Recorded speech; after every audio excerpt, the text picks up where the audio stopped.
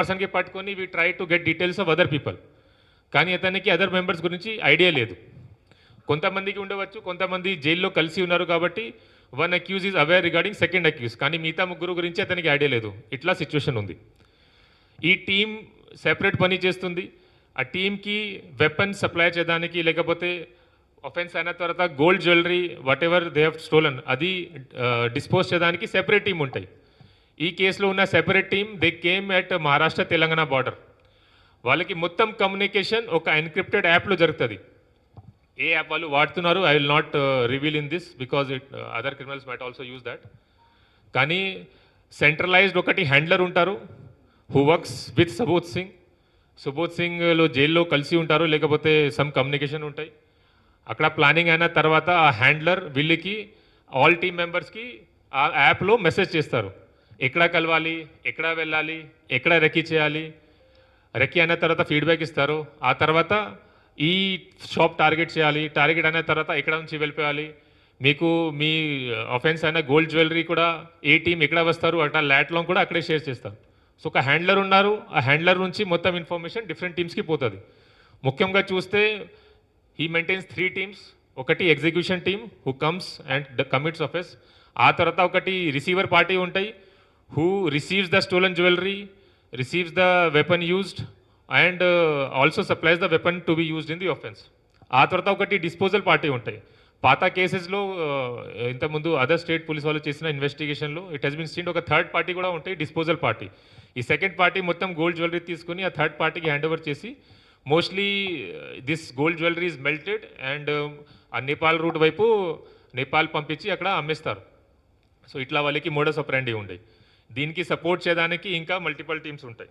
ఒకటి advance recce team కూడా ఉంటాయి. ఈ కేసులో ఉందా లేదా I'm not sure, still investigation is going on. So as I told structure of గ్యాంగ్లో మాస్టర్ మైండ్ ఉన్నారు, ఒకటి హ్యాండ్లర్ ఉంటారు. హ్యాండ్లర్ ద్వారా మొత్తం ఎన్క్రిప్టెడ్ ఇది కమ్యూనికేషన్ యాప్లో కమ్యూనికేషన్ జరుగుతుంది. రెక్కీ టీం ఉంటాయి, అడ్వాన్స్ రెక్కీ టీం. ఈ తర్వాత ఎగ్జిక్యూషన్ టీం. రెక్కీ టీం ద్వారా చేసిన పనిలో ఎగ్జిక్యూషన్ టీం వచ్చి మొత్తం మళ్ళీ రెక్కీ చేస్తారు, రూట్ రెక్కీ చేస్తారు, లొకేషన్ రెక్కీ చేస్తారు, షెల్టర్ ప్లేస్ రెక్కీ చేస్తారు, అంతా సేఫ్ ఉందా లేదా. తర్వాత లాజిస్టిక్ సపోర్ట్ టీం ఉంటాయి, వీళ్ళకి వెహికల్ ప్రొవైడ్ చేయడానికి కూడా ఆఫెన్స్లో యూజ్ అయిన 2 వెహికల్స్ ఉంది, అది కూడా సప్లై చేయడానికి సెపరేట్ టీం ఉంటాయి.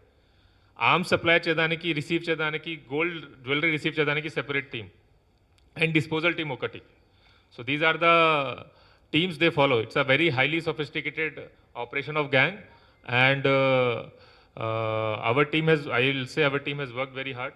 Within 2 days we were able to identify some of the accused offenders. Within 3.5 days or 4 days we were able to identify almost 4 complete identification of 4 accused, one partial identification of 5th accused. ఆ తర్వాత ఇంత కష్టపడి total 3 people we have arrested as of now. ఇంకా దీంట్లో చూస్తే how investigation Hess happened, దీనికి డీటెయిల్గా నేను ఎక్స్ప్లెయిన్ చేస్తాను. And police involvement, police response. నా చాలామందికి డౌట్ ఉంటాయి, ఇది ఇట్లా పెద్ద ఆఫెన్స్ జరిగింది, ఎట్లా జరిగింది, what police is doing. Of course public safety is one of our major responsibility. తర్వాత prevention of crime is one of the major responsibility. దీనికోసం వీ డూ రెగ్యులర్ చెకింగ్. అందరికీ ఐడియా ఉంటాయి థర్డ్ రోజు ఆఫెన్స్ జరిగింది, కానీ సెకండ్ రోజు night only police నాకాబందీ, mass నాకాబందీ 34 జంక్షన్స్లో మొత్తం డిస్ట్రిక్ట్లో మేము చేసాము. ఆ వీక్లో ఈ హోటల్స్, లాడ్జెస్ మొత్తం చెక్ చేసాము. ఇది రెగ్యులర్గా చెకింగ్ నడుస్తుంది. This part of our regular to prevent crime, regular preventive activities కింద అనుకుంటాం.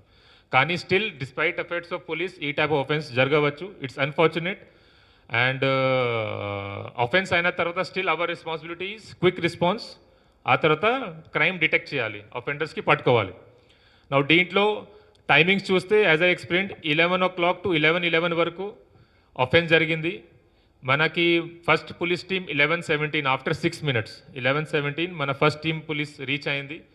అక్కడ రీచ్ అయిన తర్వాత 11:20 నాకు కాల్ వచ్చింది ఆఫ్టర్ 9 minutes ఆఫ్ ఆఫెన్స్.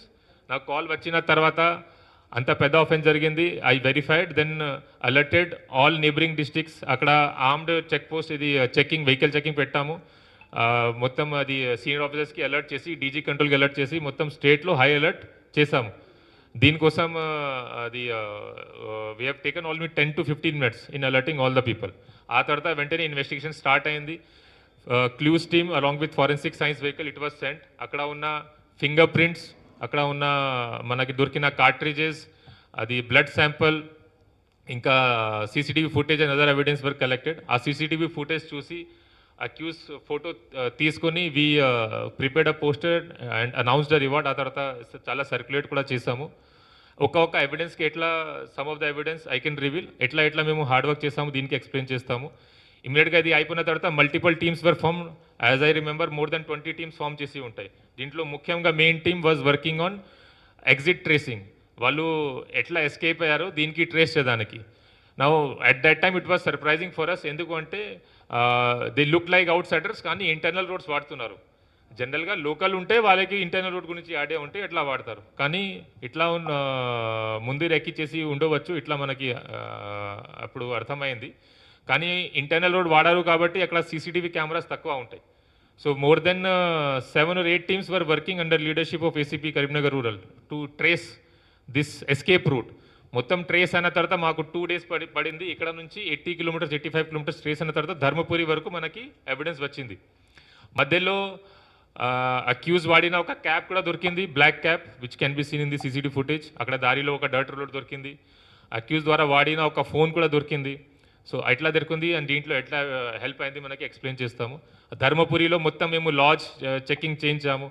అప్పుడు ఒక లాడ్జ్లో వీళ్ళు షెల్టర్ తీసుకున్నారు, మనకి ఇన్ఫర్మేషన్ వచ్చింది. అప్పుడే మనకి ఇంకా చాలా హింట్స్ వచ్చినాయి. ఇంకా కోమింగ్ ఆపరేషన్ చేసాము. అక్కడ మనకి బైక్ కూడా దొరికింది. బైక్లో ఉన్న ఫింగర్ ప్రింట్స్ తీసుకున్నాం. ఆ తర్వాత డాగ్ స్క్వాడ్ పిలిచి చెకింగ్ చేసాం, వాళ్ళు ఎక్కడ పాడిపోయారు. So it was seen going towards Godavari. ఆ గోదావరి కూడా దాటారా లేకపోతే ఘాట్ వైపు వెళ్ళారా, దట్ వాజ్ ద క్వశ్చన్.